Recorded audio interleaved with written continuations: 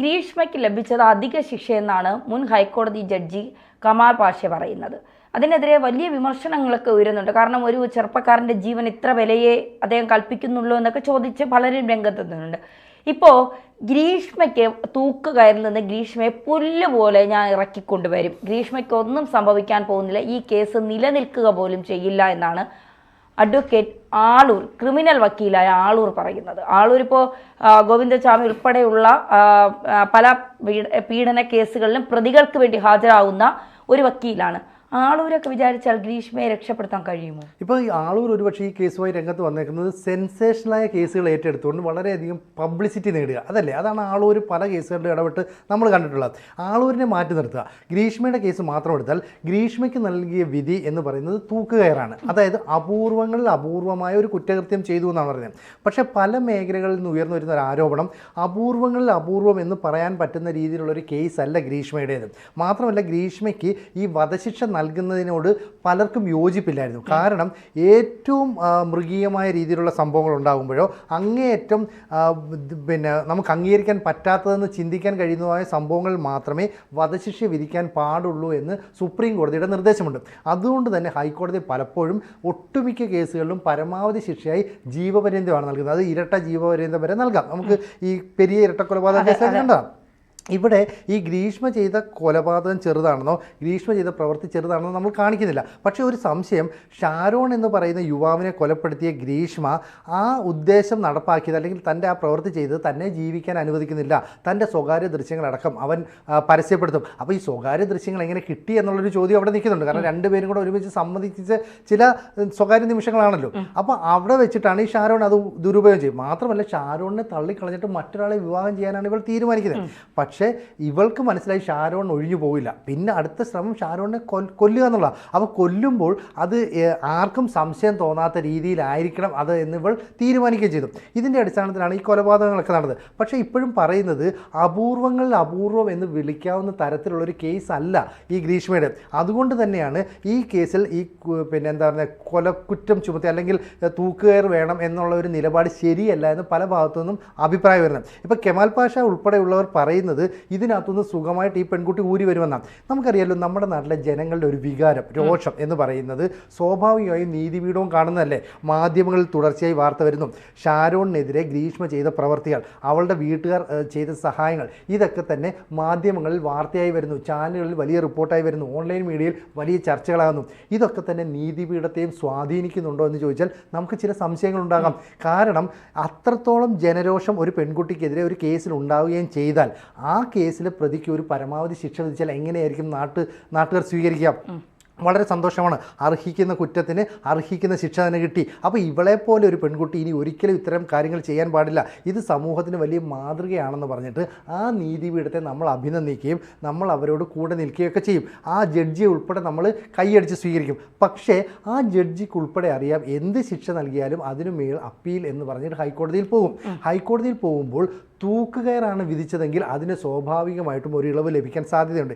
എന്ന് പറഞ്ഞാൽ ജീവപര്യന്തം. അപ്പോൾ നിലവിൽ ഗ്രീഷ്മയ്ക്ക് വേണ്ടി വാദിച്ച വക്കീലും പ്രതീക്ഷിച്ചത് ഇവൾക്ക് ജീവപര്യന്തം ശിക്ഷ വിധിക്കും.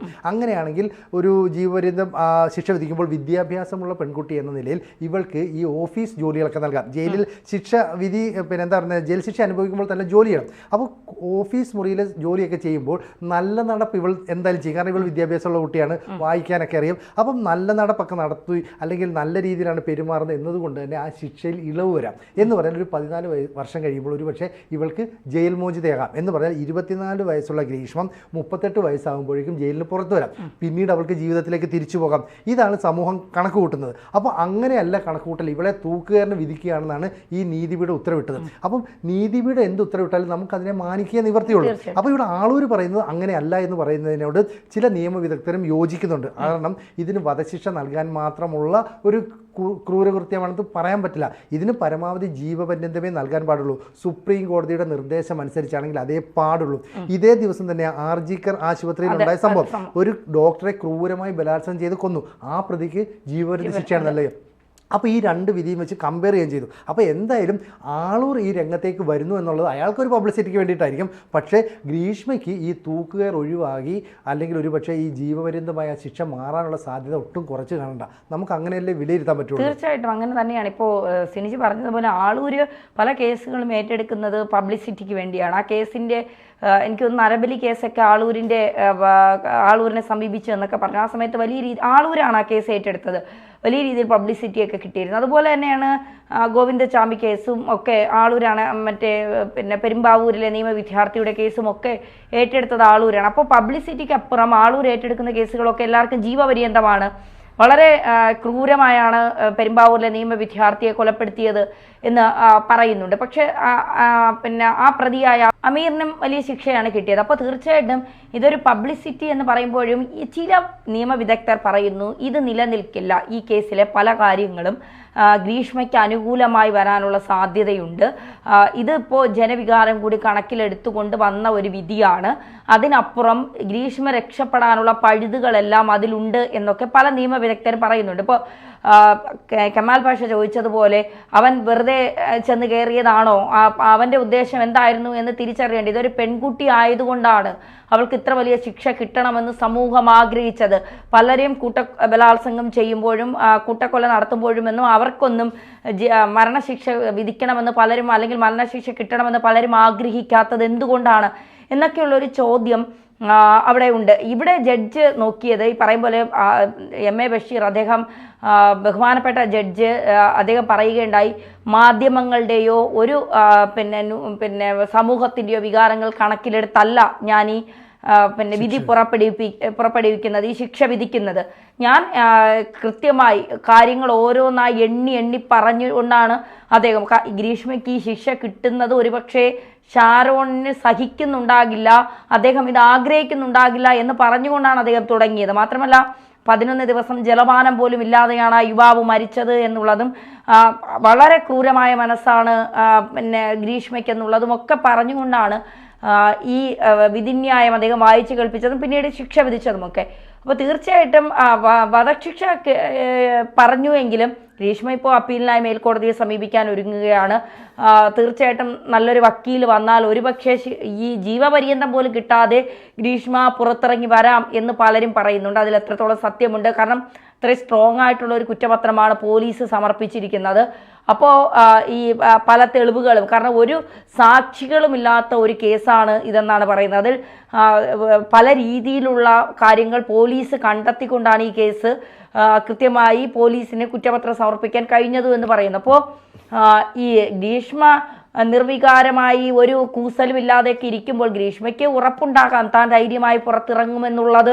അല്ലെങ്കിൽ തൂക്കുകയറൊക്കെ വിധിച്ച ഒരു പ്രതി ഒന്നുകിൽ ബോധഘട്ടെങ്കിലും വെറുതെയെങ്കിലും ഒന്ന് വിടണം എന്ന് നമ്മൾ ആഗ്രഹിക്കും. പക്ഷേ ആത്മവിശ്വാസത്തിന് കാരണം എന്താ പറയുക, ഈ പോസ്റ്റ്മോർട്ടം റിപ്പോർട്ടിൽ ഈ കഷായത്തിൽ ഈ പറയുന്ന കീടനാശിനി കലർന്നു എന്നതിൻ്റെ കൃത്യമായ റിപ്പോർട്ട് പുറത്തു വന്നിട്ടില്ലെന്നും ആ സാമ്പിൾ വെച്ചിട്ടല്ല ഈ പരിശോധനയിൽ അല്ലെങ്കിൽ അന്വേഷണ ഉദ്യോഗസ്ഥർ കുറ്റം കണ്ടെത്തിയെന്നും ഒക്കെ പറയുന്നുണ്ട്. അതിനെക്കുറിച്ച് കൂടുതൽ വിവരങ്ങളൊക്കെ ചിലപ്പോൾ മേൽക്കോടതിയിൽ വലിയ വാദങ്ങൾ നടന്നേക്കാം. അപ്പോഴേ നമുക്ക് അതിനെക്കുറിച്ച് അറിയുള്ളൂ. എന്തായാലും കൃത്യമായിട്ട് അന്വേഷിച്ച പോലീസ് ഉദ്യോഗസ്ഥരും പ്രോസിക്യൂഷനും കോടതിക്ക് മുമ്പിൽ കാര്യങ്ങൾ കൃത്യമായി അവതരിപ്പിച്ചു, കോടതിയെ ബോധിപ്പിച്ചു എന്നുള്ളത് നമ്മൾ മനസ്സിലാക്കുന്നു. അപ്പോൾ സ്വാഭാവികമായിട്ടും ഈ കൊലപാതക കുറ്റമൊക്കെ അല്ലെങ്കിൽ കൊലക്കുറ്റമൊക്കെ ഉണ്ടെങ്കിൽ പോലും അവർ പിന്നീട് രക്ഷപ്പെടുന്ന കാഴ്ചകളും നമ്മൾ കണ്ടിട്ടുണ്ട്. തീർച്ചയായിട്ടും വെറുതെ വിടുന്ന കാഴ്ചയൊക്കെ കണ്ടിട്ടുണ്ട്. അപ്പോൾ എന്താണ് സംഭവിക്കുകയെന്ന് കാത്തിരുന്ന് കാണാം. ഒരു ഭാഗത്ത് ആളൂര്, ഒരു ഭാഗത്ത് കമാൽ പാഷ, ഒരു ഭാഗത്ത് ജനം, മാധ്യമങ്ങൾ, സമൂഹങ്ങൾ, നീതിന്യായ വ്യവസ്ഥ. അപ്പോൾ ഗ്രീഷ്മയ്ക്ക് വേണ്ടി പോരാടുന്നവരും ഷാരോണിനൊപ്പം നിൽക്കുന്നവരും ഒക്കെ നിൽപ്പുണ്ട്. ഇനി എന്താണ് മേൽക്കോടതിയിൽ നിന്ന് ഗ്രീഷ്മയെ കാത്തിരിക്കുന്നതെന്ന് കണ്ടു തന്നെ അറിയാം.